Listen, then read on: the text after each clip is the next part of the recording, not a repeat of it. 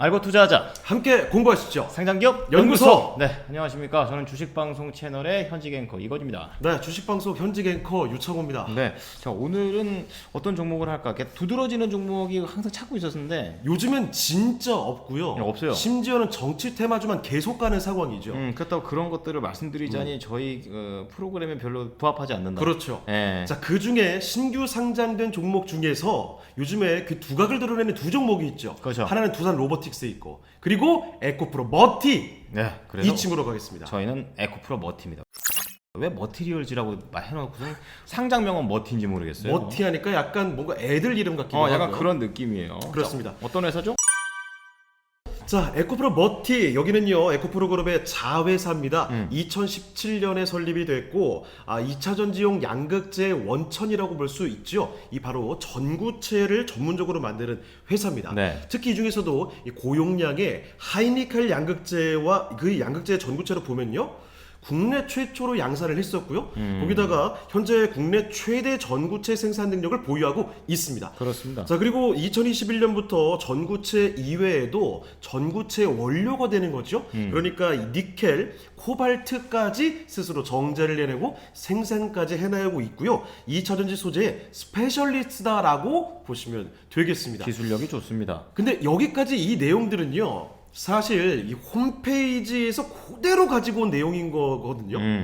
이 얘기들에 대해서 몇 가지만 체크 포인트를 딱 확인해두고 이따가 상세히 설명을 좀 해드리도록 하겠습니다. 네. 일단 첫 번째, 전구체가 뭔지 정확히 모르시는 분들도 많더라고요. 그냥 소재인가 보다 이렇게 생각하시죠. 네, 전구체가 무엇인지 정확히 정체성과 함께 전고체와의 차이점 말씀을 드릴 거고요. 네. 그리고 이 하이니켈에 특화되어 있다고 말씀드렸는데 네. 하이니켈이 무슨 의미인지, 그리고 또 전구체의 원료죠, 니켈이나 코발트, 약간 생소하실 수도 있는데 얘네를 자체 정제하고 생산한다는 게 무슨 의미가 있는 건지 이 얘기를 조금 이따가 상세히 전해드리겠습니다. 네, 상장한 지는 얼마 안 됐지만 이 기업은 2017년부터 시작을 했어요. 네. 에코프로 GM 법인 설립을 그때 했었었고요. 네. 이제 공정 중에서 CPM하고 그리고 RMP 이런 두 가지가 있는데 이거 뒤에서 좀 설명을 해드리겠습니다. CPM부터 계속해서 양산을 시작하면서 돈을 벌어들이기 시작했고, 또 RMP 같은 경우에서 또 산학협력을 통해서 개발을 한 그런 내용이 되겠습니다. 그래서 실제로 2021년 그리고 2022년 계속해서 CMP는 계속 개발을 하고 있고 여기에 RMP라는 공정을 계속 붙여가면서 매출을 내고 있는 그런 회사가 되겠습니다. 자, 그러면 에코프로 머티 주가 흐름도 한번 체크를 해볼게요. 네.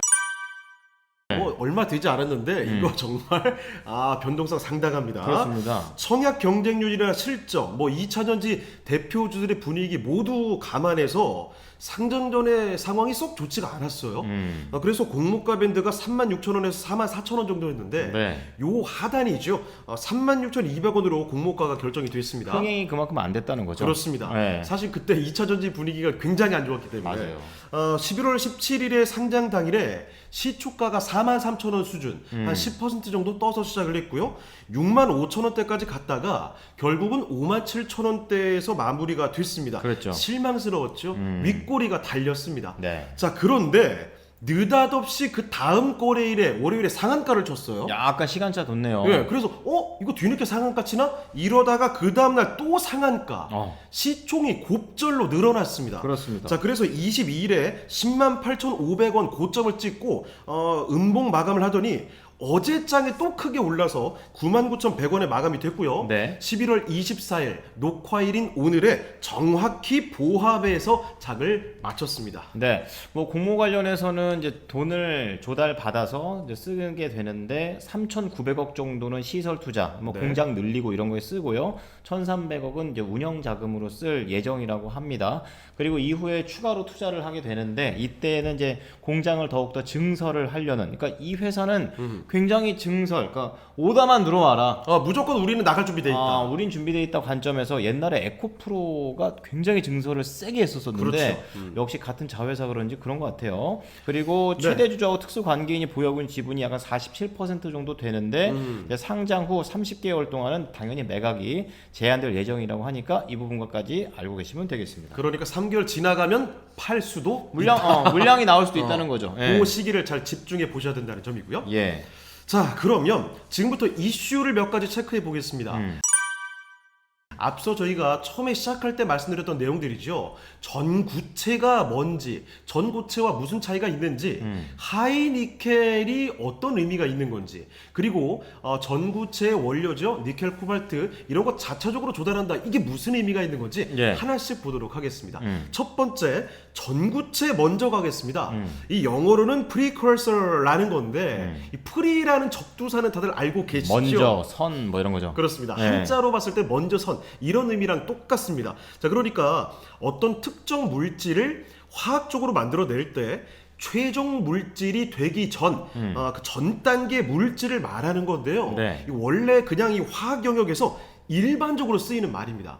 자, 그런데 이게 2차전지 배터리 쪽에서는 여기서 이야기하는 전구체라는 건 무엇을 의미하냐? 바로 2차전지 배터리의 성능을 결정하는 물질이죠. 그렇죠. 이 양극재가 되기 직전의 양극재 원료 물질이 바로 2차 전지에서 전구체를 의미하는 겁니다. 그렇습니다. 과정이네요. 그렇죠. 앞서 말씀드렸던 니켈이나 코발트 이런 금속 원소들이 있어요. 이런 금속 원소들을 적절히 섞고 배합을 해가지고 전구체라는 걸 만들어내고요. 이 전구체에다가 리튬까지 섞게 되면 이게 최종적인 양극재가 되는 거죠. 네. 자, 기본적으로 이 전구체라는 얘의 성질이 얘가 2차 전지 전체 성능을 결정한다라고 보시면 되겠습니다. 예를 들어서 하이니켈의 양극재를 만들려면 애초에 니켈 함량이 높은 전구체를 만들어낼 수 있어야만 하이니켈의 양극재가 된다는 겁니다. 이게 또 LFP하고 다른 점이기도 해요. 그렇습니다. 네. 자, 그래서 이 양극재 되기 전 물질 전구체라는 사실 꼭 좀 기억을 해두시고요. 참고로 전고체라는 것도 있죠. 네. 여기서 전자는요, 먼저 선자가 아니라 이게 전고, 전체가 다 고체다 이런 겁니다. 그러니까 솔리드 스테이트 이 말인데요. 완전히 다른 말이죠. 꿈의 배터리 이런 거잖아요. 그래요. 네. 우리가 흔히 아는 이 배터리 안의 상태는 액체 상태잖아요. 자, 그런데 이 액체 상태가 아니라 고체 상태 배터리, 그러니까 차세대 배터리를 의미하는 거고요. 그쵸. 이런 상대적으로 안전성이 있다라는 특징이 있는데 여기까지 가는 데는 상당히 기술력이 필요하기 때문에 아직 뭐 꿈의 차세대 배터리 정도로 거론이 되고 있는 겁니다. 네. 자, 그렇다면은 이제 양극재 되기 전에 전구체 왜 중요한 것인가? 이부터 좀 짚고 가야죠. 그렇죠. 첫 번째로 전구체가요. 이거 아주 기본적인 건데 2차 전지에서 비중이 그냥 큽니다. 21%예요. 굉장히 커요. 무슨 네. 얘기냐면 2차 전지에서 사실 배터리 중에서요. 양극재, 음극재, 분리막, 전해질 이런 것들 있잖아요. 이 중에 양극재 비중이 40%, 실제 가격에서 거의 절반 가량입니다. 그런데 이 양극재 중에서 전구체가 원가 비중의 거의 절반이라고 보시면 돼요. 그러니까 2차 전지 배터리에서 양극재가 절반, 양극재의 절반이 전구체. 그래서 전구체는 일단 가격 면에서, 비중 면에서 배터리에서 아주 중요하다라는 사실, 엄청 비중이 크다. 이렇게만 알아두시면 바로 이해가 되실 거고요. 네. 두 번째로 이게 수급 안정이 굉장히 필요한 쪽이 바로 전구체입니다. 기본적으로 전구체를 구성하는 이 광물들이 거의 중국 쪽에 있거든요. 그렇죠.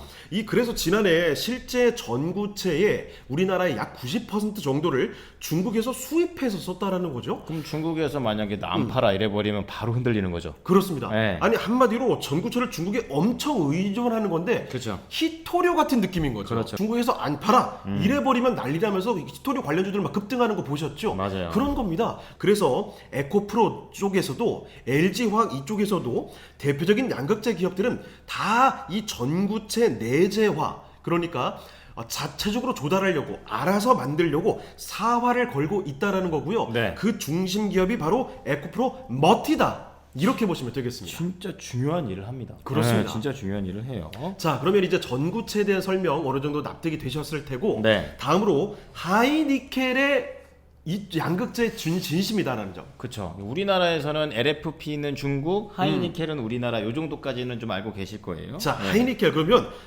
양극재는 알겠는데 하이니켈 양극재, 하이니켈이 무슨 의미가 있는가 이거를 한번 파헤쳐 보도록 할게요.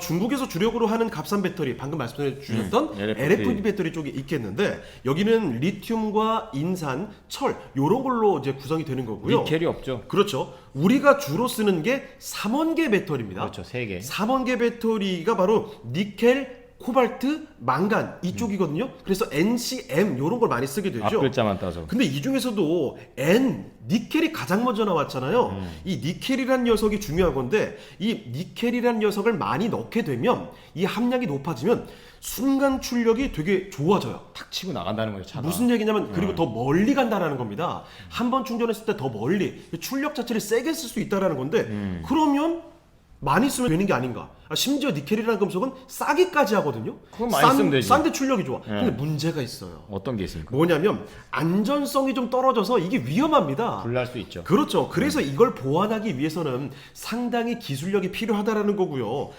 즉 하이 니켈이라는 거는 니켈이 많다라는 건 얘가 출력도 좋고 싸기까지 한데 안전성에 문제가 있기 때문에 요걸 위해서는 굉장히 높은 기술력이 필요하다 이렇게 이해하시면 되겠고 이 하이 니켈 양극재의 근간인 니켈이 많이 들어간 전구체를 최초로 만들어낸 게 에코프로 머티 이렇게 이해하시면 되겠습니다. 반드시 필요한 거, 안전성을 위해서 필요한 걸로는 기술력이 이쪽에서 다 갖고 있다. 그렇습니다. 아, 예. 안전성 확보했고 게다가 니켈 많으니까 출력도 좋고 바로 에코프로 머티라는 거죠. 그렇습니다. 그리고 이제 전구체 관련해서 자체 조달을 한다. 그러니까 변동성을 최대한 줄이려는 그런 움직임이잖아요. 그렇죠. 예. 전구체에서 기본적인 원료가 되는 게 뭐라고 말씀드렸습니까?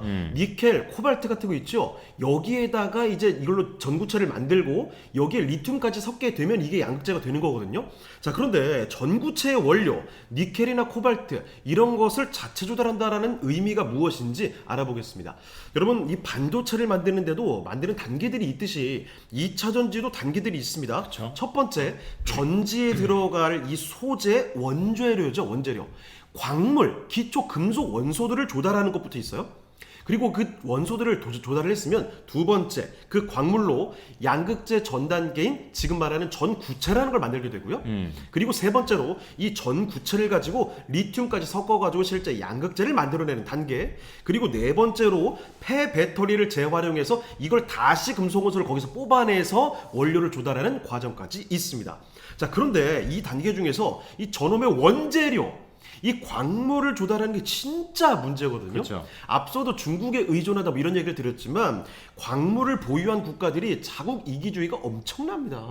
다들 알고 계시잖아요. 예를 들어 니켈을 가장 많이 보유한 게 인도네시아거든요. 네. 이쪽은 가공 안 된 니켈 원광의 수출을 아예 금지시켜 버렸어요.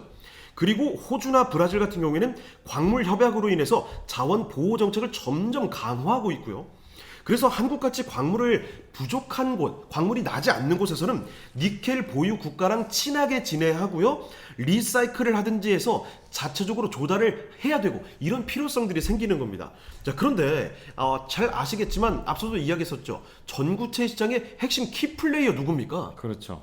중국이 되겠죠. 중국이죠. 네. 중국이니까 이 중국이 글로벌 전체 전구체 시장에서 88.5% 다예요. 압도적으로 차지를 하고 있거든요. 네. 자, 그래서 전적으로 우리나라도 중국에 의존할 수밖에 없는 상황입니다. 올해 3분기만 봐도 전구체 의존도가 무려 97.1%. 여기 사상 최대 수준이라는 거죠. 이렇게 중국에 많이 의존하고 있기 때문에 중국이 안 해버린다고 하면 너네한테 안 팔아 이래버리면 곤란해지는 영역이고요. 플러스 중국 다음으로 미국도 문제예요. 아니, 미국도 난리를 피우고 있는데 여러분 IRA 법안 들어보셨죠? 이 미국에서 전기차의 보조금을 받기 위해선 이거 전기차 보조금 안 받으면 미국 전기차 기업들이랑 경쟁이 안 됩니다. 네. 받아야 되는데 이걸 받으려면 미국이라든지 아니면 미국과 FTA를 체결한 국가에서 채굴한 광물을 요거를 일정 비중 가져가야 돼요. 자, 그러니까 우리는 광물이 없잖아요. 네. 우리 광물이 없기 때문에 미국이나 FTA 체결한 국가에서 광물을 가져와야 돼요. 그런데 이 중국에 전적으로 의존하면 또 이 곤란해지니까 예를 들어 한중 합작으로 우리나라의 공장을 만들어서 대응을 하려고 했었다는 거죠. 자, 그래서 여러모로 전구체 자체적으로 우리가 스스로 조달하는 내재화라는 것이 굉장히 필요해지는 상황인 거고 이게 지상 최대 과제라고 할 수 있겠는데 그 선봉에 서 있는 기업이 바로 에코프로 머티다 이렇게 이해를 하시면 되겠습니다.